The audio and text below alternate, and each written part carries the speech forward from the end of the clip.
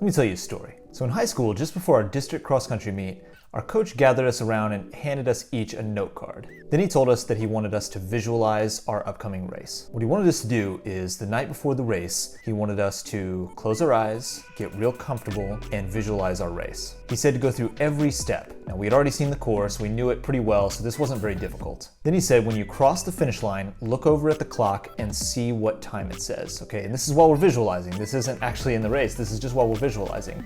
He wants us to look over at the clock and see what time is on the clock. Then he wants us to write that time down on the note card. Now, this might sound unbelievable, but pretty much every single one of us ran within maybe 5 seconds of the time that we had written on the note card in the race. I actually ran the exact same time that I'd written on the note card. It was 16:47. I still remember it because it was a big PR at the time, but I ran 16:47, and that's exactly what I had written on the note card. Now, what does this mean? Probably two things. One, we're more in tune with our body and our fitness and our capability than we think we are. And more importantly, two, which is that visualization can affect our race performance in a positive way. Now, we saw the time that we wanted to see. That was the time that we wanted to run. At the time, 16:47 was like a 30-second PR for me, so that's a pretty big deal. That was kind of a big jump. At the same time, I had run really good workouts. It wasn't so preposterous for me to run that big of a PR at the time. Now, if you're not convinced by just my personal story, I'll give you a better example: the basketball study. So essentially what they did in this study is they had 3 different groups of people, and all of them were shooting free throws. So at first, all of them shot free throws, and they measured how many of them they made out of however many it was. Group 1 was told to practice for 1 hour per day. So that means 1 hour of being out there shooting free throws per day. Group 2 was just supposed to visualize making free throws. So they're not actually touching a ball.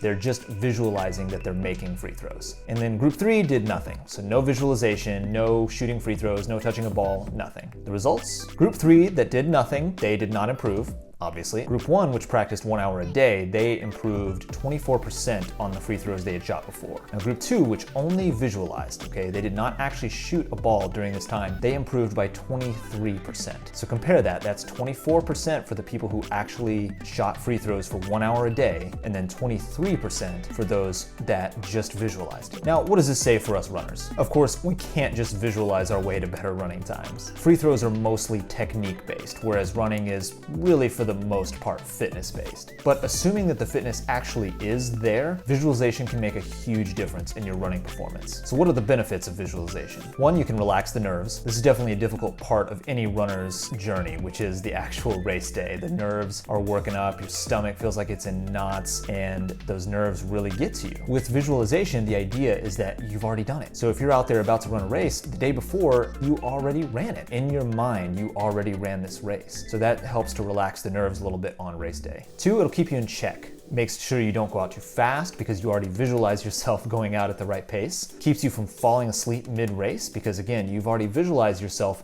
making your move at a certain time, or making sure that you stay on pace past a certain point where maybe you normally fall off a little bit. Thus, overall, you're gonna run faster than you would have had you not visualized at all. Disclaimer, as I kind of mentioned earlier, this won't make you run any faster than you're actually physically capable of. I mean, I could visualize a sub 2 hour marathon, but it's just never gonna happen no matter how much I visualize it. And honestly, from my experience with visualization, it wouldn't work anyway. Your mind would kind of reject it. When I crossed that line in that story that I told earlier, when I was visualizing, I crossed the line at the 5K and saw the clock, I wasn't gonna see 12:37, the world record. I just wasn't gonna see that. My mind would have rejected that even if I had tried to force that onto the clock. It just wouldn't have worked. So how can you implement visualization? First, do it the day before the race. You want it to be close to race day when you're really getting into that racing mindset. I used to do it the night before. That's what really worked best for me, but I will say be careful because it kind of gets your heart rate up, and there would be times where I had trouble falling asleep. I pretty much had trouble falling asleep before races anyway, so it wasn't a big deal for me. But if you're somebody who sleeps really well the night before the race and likes to kind of wind down pretty early, then be careful doing it the night before. Get comfortable. Get yourself in a quiet room, relax. Just make sure that you're very comfortable. You can use music if you want. I actually used to use a song called Transatlanticism by Death Cab for Cutie, which is kind of funny because it's actually a fairly sad song, but for some reason it just really got me going, really got me excited for the race, and just seemed to work well with like the crescendo of the song, seemed to work well with like when I was making my kick in my visualization, so it worked for me, but find something that works for you. Either way, put yourself in a good state, whether that's with music or without. Make sure that you're in a good state of mind, positive, and feeling that energy that you want to be feeling on race day. Make sure you know the conditions, what the course looks like. The best thing you can do is actually run the course and see it for yourself and really pay attention to everything about it. But if you can't, look through pictures, see if there's a walkthrough on YouTube or somewhere online that does a video walkthrough. That'd be tremendous, but otherwise just look at pictures. Make sure that you know at least roughly what the course looks like. Know the weather. I'm having you do this the day before, so you should know, is it gonna be raining? Is it gonna be sunny? Is it gonna be cloudy? Know what the weather is gonna be like. Know what stuff you're gonna be wearing. Know if you're gonna be wearing a lot of clothes or if you're gonna just be in a singlet and shorts. Know the time of day. I mean, if it's at the crack of dawn or if it's an evening race or whatever, make sure that you know everything about the conditions for the race. Picture the whole setup. Picture yourself warming up, putting your race kit on. Picture where you'll be on the starting line. If it's a track race, I mean, what number are you? Where are you in, is it a waterfall start? Is it a stack start? How are they doing it? Where are you gonna be? Who are you gonna be next to? If it's a road race, what wave are you in? Where are you gonna start? Who are you gonna be around? What types of runners are gonna be around you at the start? From there, you wanna go through your entire race if that's manageable. Obviously, I wouldn't expect you to visualize an entire marathon because that would take forever if you're going through every single step of the race. You can sort of press fast forward if that makes sense, or even do like little chunks of the race. But make sure you get the essentials, get the mile marks, or if it's a marathon or a really long race, break it into like 5K chunks, something like that. But you wanna know the different parts of the race that are very important. So like where you're gonna take your fuel if it's a marathon, where the fueling stations are, where you're gonna take a gel, whatever it is, you need to know those specific parts of the course. Then you really wanna go through the race as if you're actually running it. Feel how you're going to feel.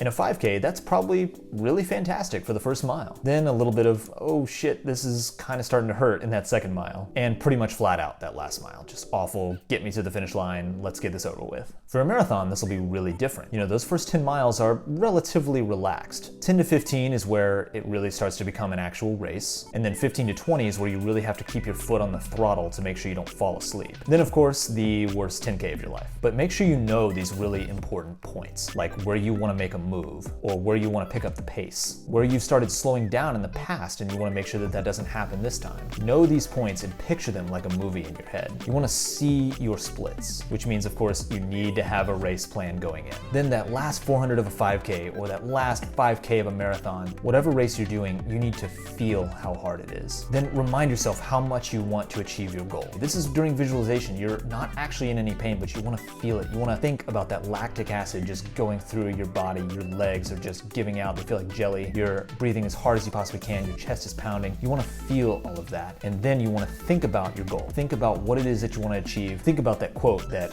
pain is temporary, but glory lasts forever. Whatever it is, you need to think about what you want to achieve and why you're pushing through this immense amount of pain. When you cross the line, see the result that you want to see. This may not necessarily be a time. When I ran on the track, I really wanted to finish somewhere. I didn't really think about what exact time I'd be crossing the line. Of course I did sometimes, but I really was mostly concerned with where was I finishing. I wanted to win the race, or I wanted to finish as high as I possibly could. But maybe you just want to finish, which is awesome. So you don't need to see a time. You just need to see yourself crossing the finish line with your hands in the air and a big smile on your face. Picture that result and feel it.